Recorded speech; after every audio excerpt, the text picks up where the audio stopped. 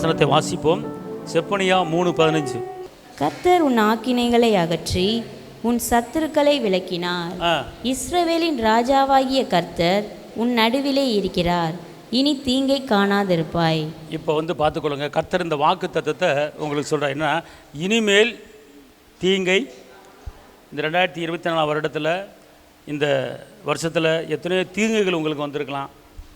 ஒரு நிந்தைங்கிற தீங்கு வந்திருக்கலாம், அல்லது ஒரு அவமானங்கிற தீங்கு வந்திருக்கலாம், அல்லது ஒரு இழப்பு, அல்லது ஒரு நஷ்டம், அல்லது ஒரு நிந்தைகள், அல்லது ஒரு போராட்டம், அல்லது ஒரு பெரிய பிரச்சனை, வஞ்சிக்கிற ஆவி, அபகரிக்கிறது, இப்படி பலவிதமான ஒரு தீங்குகள் உங்களுக்கு வந்திருக்கிறான்.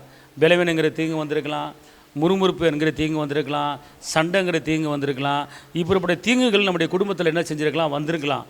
ஆனால் இன்றைக்கி கர்த்தர் சொல்கிறாரு, தீங்கை நீ காணாதிருப்பாய். கைத்தட்டி அப்பாவுக்கு மையப்படுத்துங்க. தீங்கை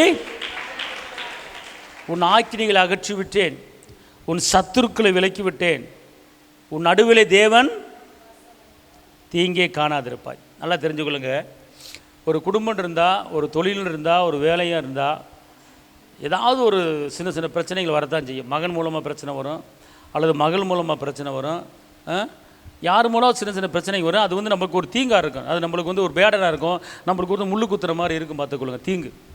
ஆனால் அந்த தீங்கு வருவதுக்கு ஒரு காரணம் இருக்கும், இல்லாமல் இருக்காது. ஒரு காரணம், நீ உபத்திரப்பட்டது நல்லது, கர்த்தருடைய பிரமாணங்களை கற்றுக்கொண்டாய், அது ஒரு காரியம்.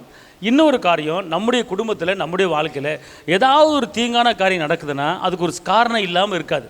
சும்மா தீங்கு வீட்டுக்குள்ளே வராது. பார்த்துக்கொள்ளுங்க, சும்மா தீங்கு வீட்டுக்குள்ளே என்ன செய்யாது, வராது. பார்த்துக்கொள்ளுங்க. இப்போ எனக்கு ஒரு வீட்டில் மட்டன் குழம்பு வைக்கிறீங்க, ஒரு சிக்கன் குழம்பு வைக்கிறீங்க, தெருவில் நாய் சுற்றிக்கிட்டு இருக்கோம். எப்படி தான் நாய்க்கு தெரியுதில்லை, வீட்டு வாசல் நாயாக நிற்கும், அந்த ஸ்மெல் பிடிக்கும். பார்த்துக்கொள்ளுங்க, வாடை பிடிக்கும். அதே போல் தான் ஒரு பாம்பு வருதுன்னா அந்த பாம்புக்குண்டான காரியம் நம்ம வீட்டில் இருக்கும். அல்லது ஒரு எலி வருதா, அந்த எலிக்கு உண்டான அந்த காரியம் நம்ம வீட்டில் இருக்கும். அது தேடி வரும், இந்த வாடை அடிக்குது, வரும்டா, போய் பார்ப்போம்டா, என்னதான் இருக்குது, உள்ளே இருக்கிறா அப்படின்னு என்ன செய்யும், உள்ளே என்ன செய்யும், வரும். பார்த்துக்கொள்ளுங்க. இப்போ வீட்டுக்குள்ள டேபிளில் ஒரு சீனியை வச்சுட்டு எனக்குனாண்டு இருங்க, ஒரு ½ கழிச்சு பாருங்கள், எறும்பு தேடி வந்துடும். எப்படி தான் வரும்னு தெரியாது, எறும்பு எங்கே இருக்குன்னு தெரியாது, ஆனால் தேடி வந்துடும். அதே போல் தான் நம்ம குடும்பத்தில், நம்ம வாழ்க்கையில், நம்ம ஆவிக்குரிய ஜீவியத்தில் ஒரு தீமை வருதா, ஒரு தீங்கு வருதா, அதுக்கு ஒரு காரணம் இருக்குது, ஒரு காரணம் இருக்குது. பார்த்துக்கொள்ளுங்க. அப்போ அந்த தீங்கு வராமல் இருக்கிறதுக்கு நம்ம முயற்சி பண்ணணும். பார்த்துக்கொள்ளுங்க. அப்போ தீங்கு வர்றதுக்கு ஒரு காரணம் வாசிங்க, எரேமியா 44:23. நீங்கள் தூபம் காட்டி கர்த்தருக்கு விரோதமாக பாவம் செய்து கர்த்தருடைய சத்தத்துக்கு செவி கொடாமலும் அவருடைய வேதத்துக்கும் அவருடைய கட்டளைகளுக்கும் அவருடைய சாட்சிகளுக்கும் இணங்கி நடவாமலும் போனபடியினாலே இந்நாளில் இருக்கிறபடி இந்த தீங்கு உங்களுக்கு நேரிட்டது என்றான். திருப்பி படிங்க பாப்போம். தீங்கு வந்ததுக்கான காரணத்தை சொல்கிறார் பாருங்க. நீங்கள் தூபம் காட்டி அப்படின்னா நீங்கள் ஆராதனை செய்து, நீங்கள் தேவனை மகிமைப்படுத்தி, நீங்கள் தேவனை துதிச்சு, அதுக்கு பிறகு தூபம் காட்டுறது. இப்போ தூபம் காட்டுறது தெரியுமா? இப்போ கத்தோலிக்க சபையிலலாம் ஒரு பூசை நடக்கும்போது தூபம் கட்டுவாங்க. ஒரு சாம்பிராணி போடுறதுக்கு ஒரு இது செஞ்சுட்டு அதில் சாம்பிராணி போட்டு இப்படி ஆட்டுவோம், இப்படி ஆட்டுவோம். பார்த்துக்கொள்ளுங்க, அந்த கை வருது பாருங்க எனக்கு, அந்த ஜென்ம சுவாபத்தை நாவி. ஏன்னா இப்படி நான் 5 மணி பூசைக்கு போய் என்ன செய்வேன், தூபம் காட்டுவேன் போய். அதில் சாதா பூசைன்னு இருக்குது, பாட்டு பூசைன்னு இருக்கும். ஏன்னா சாதா பூசையில் தூபம் காட்ட வேண்டியதில்லை, பாட்டு பூசைக்கு தூபம் காட்டணும். நான் பாட்டு பூசைக்கு காலை 5 மணிக்கு தூபம் காட்டுவேன். இப்படி கையை ஆட்டிக்கிட்டே இருக்கணும். ஏன்னா உடனே அந்த நடுப்பூசைன்னு ஒன்று இருக்குது, நடுப்பூசை அந்த ஃபாதர் அந்த இது வாங்கி அப்படி இப்படி செய்வார், அப்புறம் இப்படி செய்வார். அந்த தூபம், அந்த புகை அந்த பலிபீடத்துக்கு போகணும் அப்படின்னு சொல்லி தூபம் காட்டுவார். அது கர்த்தருக்கு ஆராதனை செய்கிறதுக்கு உண்டான அர்த்தம். இது பழைய ஏற்பாட்டில் நடந்திருக்கிறது, பழைய ஏற்பாட்டில் இருக்கிறது, கத்தோலிக்க சபையில் செஞ்சுக்கிட்டு இருக்கிறாங்க. ஓகே, அப்போ தூபம் காட்டுறது கர்த்தருக்கு மகிமை செலுத்துறது, தூபம் காட்டுறது கர்த்தருக்கு துதி செலுத்துறது, அதுக்கு பிறகு தூபம் காட்டுறது. பார்த்துக்கொள்ளுங்க. ஆனால் தூபம் காட்டி கொண்டும் கர்த்தரை துதித்து கொண்டும் கர்த்தரை ஆராதித்து கொண்டும் அப்புறம் என்ன போட்டிருக்கு, கர்த்தருக்கு விரோதமாக பாவம் செய்து கர்த்தருடைய சத்தத்துக்கு செவி கொடாமலும் அவருடைய வேதத்துக்கும் அவருடைய கட்டளைகளுக்கும் அவருடைய சாட்சிகளுக்கும் இணங்கி நடவாமலும் போனபடினாலே இந்நாளில் இருக்கிறபடி இந்த தீங்கு உங்களுக்கு நேரிட்டது. இந்நாளில் இருக்கிறபடி இந்த தீங்கு உங்களுக்கு ஏற்பட்டது. அப்படின்னா ஒரு தீங்கு வந்துருச்சுன்னா அதுக்கு காரணத்தை சொல்லிட்டாரு. அப்ப நீங்க என்ன செய்யணும், இந்த தீங்கு ஏன் வந்துச்சு, இந்த பிரச்சனை ஏன் வந்துச்சு?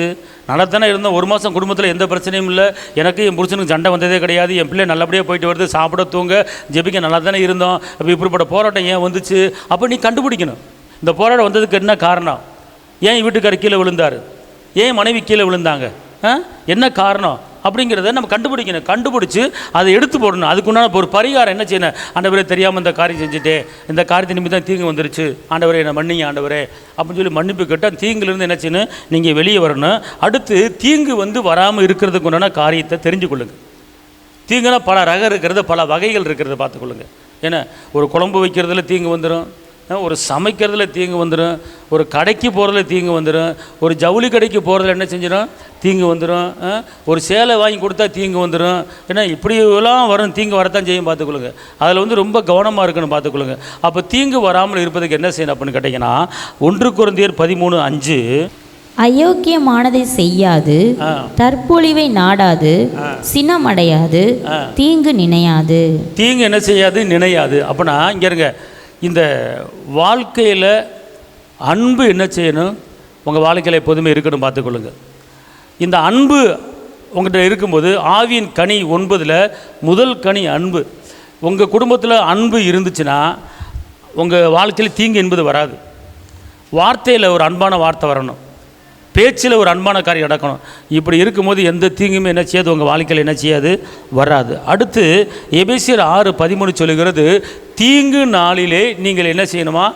எதிர்க்கணுமா. இப்போ தீங்கு வரும்போது என்ன செய்யணும்? உங்கள் குடும்பத்தில் ஒரு பிரச்சனை இல்லாமல் இருக்கலாம், ஆனால் திடீர்னு ஒரு பிரச்சனை வந்துடும்.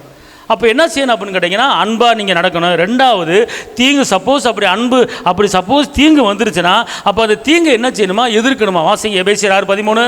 ஆகையால் தீங்கு நாளிலே அவைகளை நீங்கள் எதிர்க்கவும் சகலத்தையும் செய்து முடித்தவர்களாய், அதாவது சகலத்தையும் செய்து முடித்தவர்களாய் அவைகளை நீங்கள் என்ன செய்யணுமா? எதிர்க்கணும்னு சொல்லப்பட்டிருக்கு. அப்புறம் என்ன அர்த்தம்னு கேட்டிங்கன்னா அப்போ தீங்கான காரியத்தை என்ன செய்யணும்? எதிர்த்து பேசணும். நீங்கள் ஒரு பலவீனத்தை எதிர்த்து பேசணும், ஒரு சண்டையை எதிர்த்து பேசணும், ஒரு முறுமுறுப்பை எதிர்த்து பேசணும். சரிங்களா? அப்போ அதை நீங்கள் எதிர்க்கணும். ஒரு பிரச்சனை வருதா, என் குடும்பத்தில் கிரியை செய்கிற சண்டைக்கார ஆவியே இயேசுவின் நாமத்தில் உன்னை எதிர்க்கிற, வெளியே போ அப்படிங்கன்னா இந்த வசனத்தின்படி எதிர்க்கிறீங்க. அப்போ இந்த மாதிரி எதிர்த்து நீங்கள் ஜெபிச்சிங்கன்னா இந்த காரியம் உங்களுக்கு நடக்காது. 3வதாக அப்போஸ்தலர் 18:10 நான் உன்னோடனே கூட இருக்கிறேன், உனக்கு தீங்கு செய்யும்படி ஒருவனும் உன்மேல் கை போடுவதில்லை. எல்லாம் சொல்லுங்க, இயேசு என்னோடு இருக்கிறார், கர்த்தரோ பயங்கரமான பராக்கிரமசாலியாய் என்னோடு இருக்கிறார். அதனால் எந்த பொல்லாப்பும், எந்த பிரச்சனையும், எந்த தீங்கும் எனக்கும் என் பிள்ளைகளுக்கு நேரிடாது. அவர் என் கூட இருப்பதனால எனக்கு பயம் இல்லை. அப்படின்னா என்ன அர்த்தம் அப்படின்னு கேட்டிங்கன்னா அவர் என்னோடு இருக்கிறாருங்கிற உணர்வு, அவர் என்னோடு இருக்கிறாருங்கிற நினைவு, அவர் என்னோடு இருக்கிறாருங்கிற சிந்தை நமக்கு இருக்கணும். நீங்கள் ஒரு தனி ஆள், நான் உதவாக்கிறேன், நான் குப்பை, எனக்கு ஒன்றுமே புரியல, என்னை எல்லாம் அனாதாக்கிட்டு போயிட்டாங்க அப்படின்னு சொல்லக்கூடாது. தேவனுடைய வார்த்தை சொல்லுகிறது, கர்த்தரோ பயங்கரமான பராக்கிரமசாலியாய். எரேமியா 20:11. அதாவது கர்த்தரோ, எல்லாம் சொல்லுங்கள், கர்த்தரோ பயங்கரமான பராக்கிரமசாலியாய் என்னோடு இருக்கிறார், அதனால் எந்த தீங்கு எனக்கு வர முடியாது. நல்லா கவனிங்க, நான் ஏதோ ஏனா தானே பேசி நினைக்காதீங்க. உங்கள் வாழ்க்கையில் தீங்கான காரியம் வரக்கூடாது. அதுக்கு தான் அப்போ இதெல்லாம் நீங்கள் செய்யணும். என்ன? அன்பாக பேசணும், எதிர்க்கணும். அடுத்து 3வது என்ன செய்யணும்? அவர் உங்களோட இருக்கிறான்னு நினைக்கணும். அல்லேலூயா. நான் என்னங்க செய்ய, நான் தனியால் ஒன்றுமே சமாளிக்க முடியல அப்படின்னு சொன்னீங்கன்னா அவர் உங்களோட இருக்க மாட்டார். அவர் என் கூட இருக்கும்போது எனக்கு என்னங்க பயம்? நான் போகும்போது வருவார், உட்காரும்போது வருவார், நடக்கும்போது வருவார். ஏசப்பா என் கூட இருக்கிறாரு, அவர் பார்த்துக்கொள்வார் அப்படின்னீங்கன்னா அவர் உங்கள் கூட இருப்பார். அப்போ என்ன செய்யணும் கேட்டிங்கன்னா இதயத்தின் நினைவு வாயில் வரும். நான் அனாதை, நான் திக்கற்றவள், எனக்கு ஒன்றுமே இல்லை, என்னை எல்லாம் கைவிட்டாங்க அப்படின்னீங்கன்னா அவர் இல்லாமல் ஆயிடுவார். அப்போ நீங்கள் என்ன செய்யணும்? நான் அனாதை கிடையாது, எனக்கு தாயாக, எனக்கு தகப்பனாக பயங்கரமானவரை என் கூட இருக்கார், அவரெல்லாம் பார்த்துக்குவார் அப்படின்னீங்கன்னா அவர் உங்கள் கூட இருப்பார். அப்படின்னா என்ன அர்த்தம்னு கேட்டால் உங்கள் கூட அவர் இருக்கிறாரு, எனக்கு எந்த தீங்கு வராது அப்படிங்கிற உணர்வு உங்களுக்கு என்ன செய்யணும்? வரணும். 1 நாளாகமம் 4:10 யாபேஸ் இஸ்ரவேலின் தேவனை நோக்கி, தேவரீர் என்னை ஆசீர்வதித்து என் எல்லையை பெரிதாக்கி உமது கரம் என்னோடு இருந்து தீங்கு என்னை துக்கப்படுத்தாதபடிக்கு அதற்கு என்னை விலக்கி காத்தருளும் என்று வேண்டிக் கொண்டான். இப்போ யாபேஸ் ஜெபம் பார்த்துக்கொள்ளுங்க. அவர் சொல்கிற ஜெபத்தை பாருங்கள், ஆசீர்வாதம் வேணுங்கிறாரு, எல்லாம் வேணும்னு சொல்லிட்டு கடைசி இன்னொரு வார்த்தையை விடுறாரு பாருங்கள், தீங்கு என்னை அணுகக்கூடாதுங்கிறார். நம்ம யாரும் இப்படிப்பட்ட காரியத்தை சொல்ல மாட்டோம். அவர் என்ன சொல்கிறார், திருப்பி சொல்லுங்க இந்த வசனத்தை. தேவரீர் என்னை ஆசீர்வதித்து, தேவரீர் என்ன ஆசீர்வதிச்சு என் எல்லையை பெரிதாக்கி, இரண்டாவது எல்லையை பெரிதாக்கி, உமது கரம் என்னோடு இருந்து, மூன்றாவது அவர் கரம் நம்மோடு இருந்து, தீங்கு என்னை துக்கப்படுத்தாதபடிக்கு, நாலாவது தீங்கு என்னை துக்கப்படுத்தாத அளவுக்கு என்னை விலக்கி காத்தருளும். என்னை விலக்கி காத்தல. பார்த்தீங்களா, அதே போல தான் ஆண்டவரே என் பிள்ளையை நல்லா படிக்க வைங்க, என் பிள்ளைக்கு நல்ல ஒரு கிருபையை தாங்க, என் பிள்ளைக்கு நல்ல பலனை தாங்க, என் பிள்ளைக்கு நல்லா அதிசயமாக நடத்துங்க, அதுபோல் என் பிள்ளைக்கு எந்த தீங்கு வராமல் என் பிள்ளையை பாதுகாத்துக்கொள்ளுங்க அப்படின்னு இந்த ஒரு வார்த்தையை உள்ள சொருகணும். நீங்கள் உங்கள் பிள்ளைக்காக ஜெபிக்கிறீங்களா, ஆண்டவரே நான் கையில் செய்கிற வேலையை ஆசீர்வதிங்க, ஈசாக்கு விதவிதத்து 100 மடங்கு அறுவடையை பார்த்தது போல் இந்த தொழிலில் இந்த பிஸ்னஸில் அறுவடை தாங்க, அதோடு கூட எந்த பொல்லாப்பு எந்த வன்கணும் எந்த தீங்கான காரம் என் தொழிலுக்கு வரக்கூடாது, நீங்கள் எல்லையை ஆசீர்வதித்து பெரிதாக உங்களுடைய கரம் கூட இருப்பதாக அப்படிங்கிற அந்த வார்த்தையை உள்ள சொருகி நீங்கள் ஜெபிக்கும் போது தீங்கு வராது. இந்த யாபேசு ஜெபம் பாருங்கள் எப்படி இருப்பாங்க. அடுத்த வசனம் சொல்லுது, இந்த ஜெபத்தை கர்த்தர் கேட்டாரே கேட்கலையே, அடுத்த வசனம் எப்படி போடுது, அவன் வேண்டிக் கொண்டதை தேவன் அருளினார். தேவன் அருளினார். கேட்டாரா? அப்போ அதே போல நீங்கள் ஜெபிக்கணும். இந்த வேதத்தில் யாபேசு எப்படி ஜெபிச்சிருக்கிறாரு, அதே போல் நீங்கள் என் ஆசீர்வதியும் எனக்கு சுகத்தை தாங்க, பலத்தை தாங்க, கிருபை தாங்க சொல்கிறீங்க. ஆனால் இவர் எப்படி ஜெபிச்சிருக்கிறார், தீங்கு என்னை அணுகாத அளவுக்கு, அண்டி கொள்ளாத அளவுக்கு என்னை பதில் செய்ய பாதுகாத்து கொள்ளுங்க அப்படின்னு. அப்படி தான் நீங்கள் ஒவ்வொரு ஜெபத்துலையும் நீங்கள் கேட்கும்போது தீங்கான காரியம் உங்கள் வாழ்க்கையில் உங்கள் பிள்ளைகளுக்கு உங்கள் குடும்பத்துக்கு வராது. எரேமியா 17:17 சொல்கிறது, நீர் எனக்கு பயங்கரமாக இராதையும், நீர் எனக்கு பயங்கரமாக இராதையும், தீங்கு நாளில் நீரே என் அடைக்கலம். தீங்கு நாளிலே அவர் எனக்கு அடைக்கலாம். அல்லேலூயா. தீங்கு வராமல் இருக்காது, பிரச்சனை வராமல் இருக்காது. வரும்போது அவர் உங்களை அடைக்கல பட்டணத்திற்கு வச்சு உங்களை மூடிடுவார். ஆமென் சொல்லுங்கள். அல்லேலூயா. சங்கீதம் 121:7 சொல்லுது, தீங்கு நாளிலே அவர் காப்பாற்ற. வாசிக்க பார்ப்போம். சங்கீதம் 121:7, கர்த்தர் உன்னை எல்லா தீங்குக்கும் விலக்கி காப்பார், அவர் உன் ஆத்துமாவை காப்பார். அல்லேலூயா. அடுத்து என்ன சொல்கிறாருன்னா, மெயின் நம்ம உடம்புல ஆத்துமா காக்கணும். இந்த ஆத்துமா நல்லா இருந்தால் மற்ற எல்லாமே நல்லா இருக்கும். அதனால் நீங்கள் ஜெபிக்கிற ஜெபத்தில் இப்படிப்பட்ட வார்த்தையை சேர்த்துக்கொள்ளுங்க. கர்த்தர் உங்களை ஆசீர்வதிப்பார்.